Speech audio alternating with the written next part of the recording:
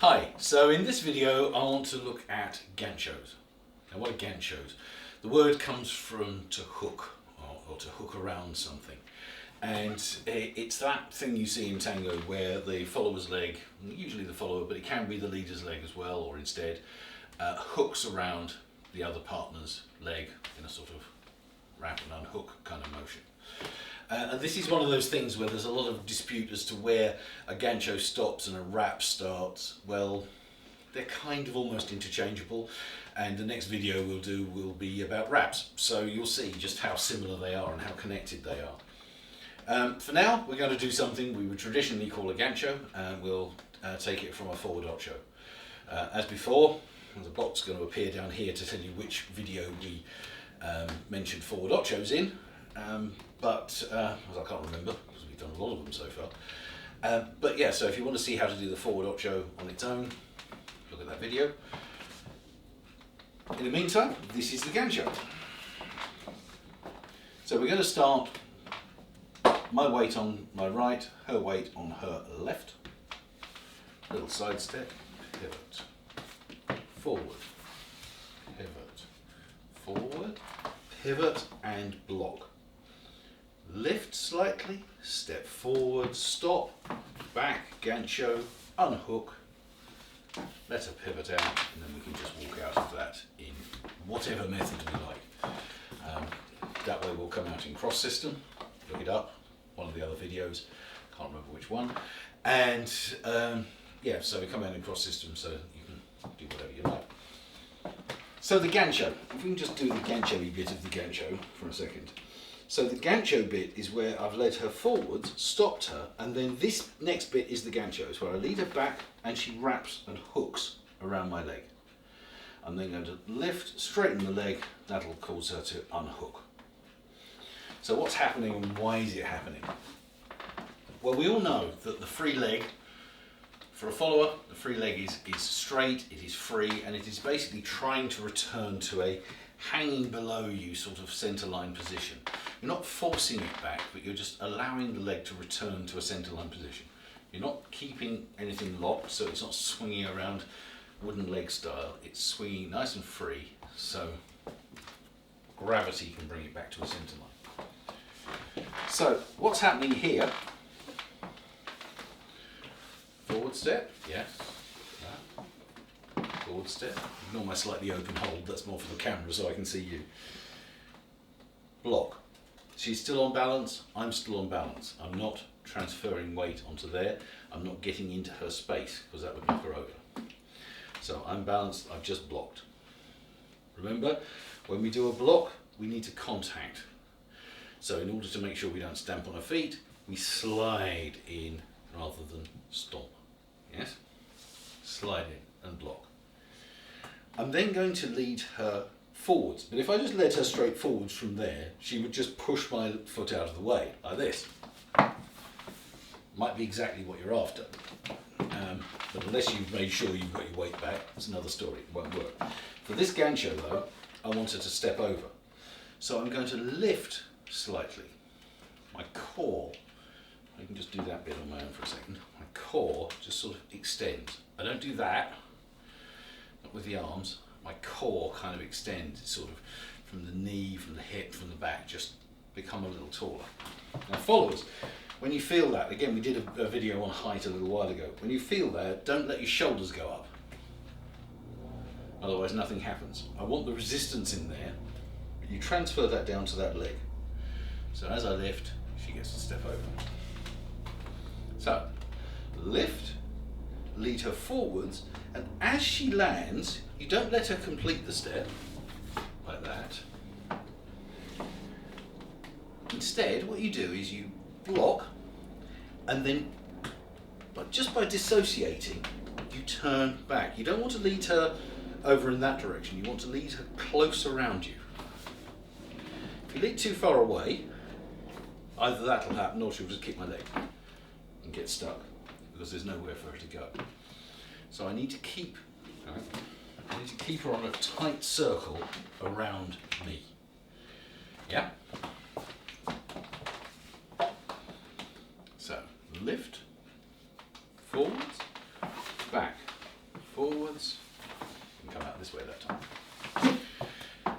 gancho is created because I've stepped her back and she meets my leg. Now followers, it's important that you don't anticipate this. What we don't want to see is any, I lift, I lead forward, and then you just do that hook kind of thing. Because oh, that's what's happening because there's a hook happening. It might not be, I've got you. It might not be, so if you do that again, I might still be intending to lead her forward. Yeah, it might not be the gancho coming up. So followers, remember, you stay on balance. You're in charge of your own balance and in charge of your own axis. So, lift, forwards. So I've stopped. At this point she's split weight. Kind of split. 50-50? About that. Yeah, about half and half. Or 60-40. So a little bit more forwards. Yeah. We're going to argue about percentage points. So then I lead her back and she tries to bring her feet together. So without my foot there, what would happen is that. She'd just bring her foot back. Nothing else is going on. But because I've led that, she then contacts my leg with the top of her leg, and the bottom half of the leg just swings under. Yeah? And then what I'll do then, so if I do that, so forwards, swing, and I'm just going to straighten. So at this point, I then put a little bit more weight on there, just to take a bit of space away. So it's a saccade as well. So from there, lift, forward, block, back. There, good. Now, when I'm doing that back, I'm not pulling her with my arms, it's a rotation. So I'm just rotating her around me. So she's moving around my axis. My axis is the core of this movement, not hers. So I'm not pivoting on her spot.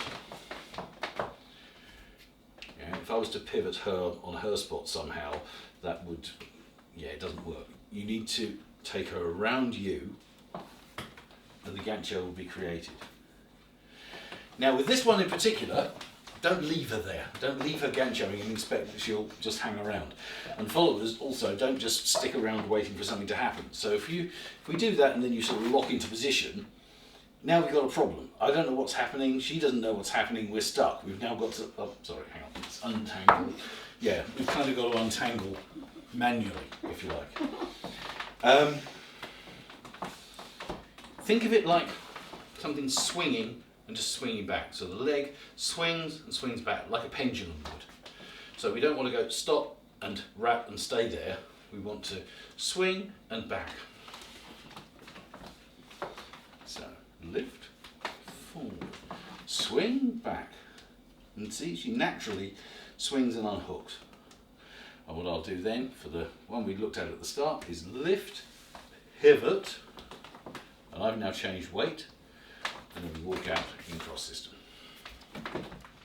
Some important things that the follower would very like the leader to remember are, we can start off with, first of all, she needs to be vertical and on axis the whole time. So when I lead her across, I can't then pull her towards me for this, because there's no way she can balance. She will wrap without being pulled forward. So lift, forward. I don't need to pull her towards me, I just need to rotate around my axis. Yeah?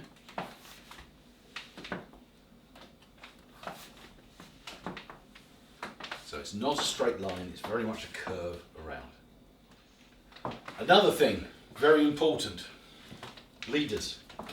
In order to make a bit of space here, lift your heel. Some people call it the Captain Morgan.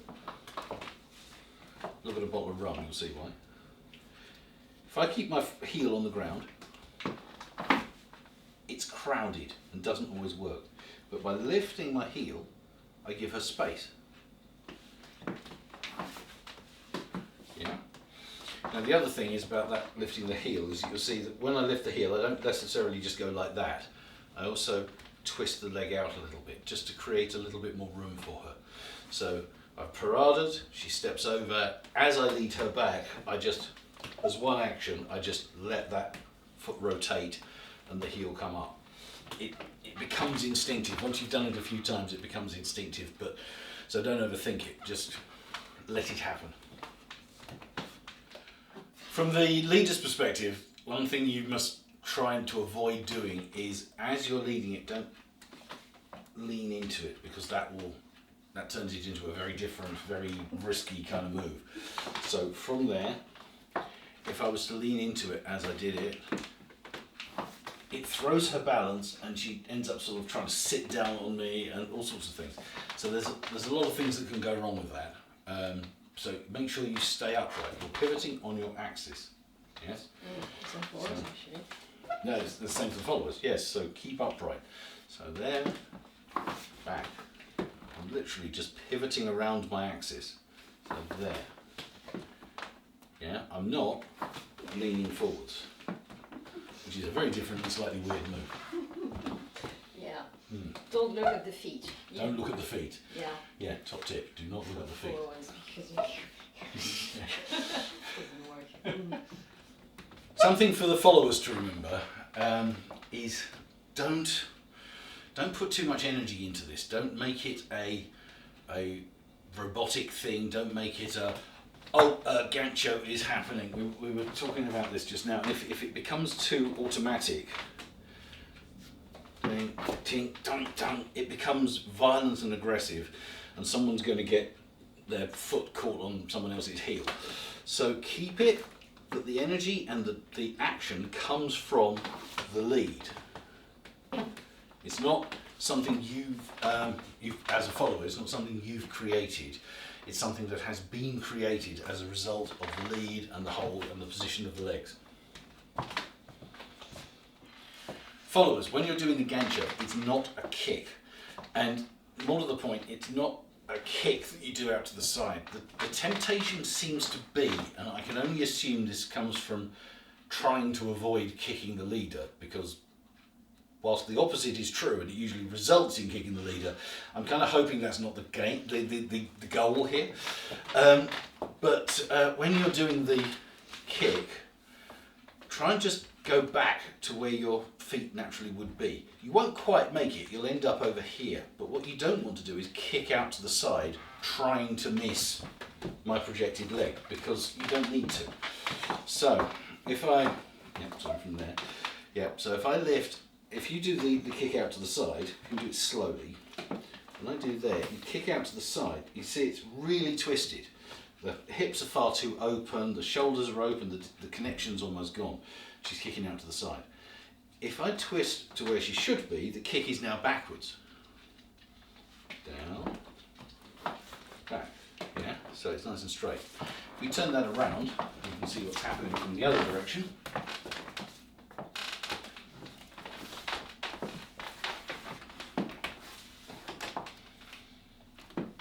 Out to the side.